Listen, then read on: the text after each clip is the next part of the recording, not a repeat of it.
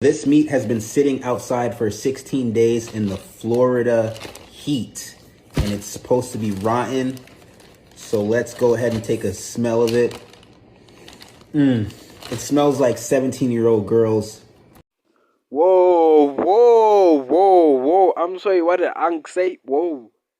Did this grown-ass man just be like, it smells like 17-year-old's feet after playing Roblox the whole day? That's what he said.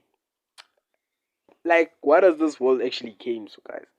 Like, so the fact that, like grown-ass men are out here on social media posting cringy stuff like that. What has this world came to? Like, tell me, bro. What happened to keeping things to ourselves, guys? Damn. I'm actually disappointed in like the youth and shit. But anyway, guys, subscribe, like, comment, share, do whatever you want.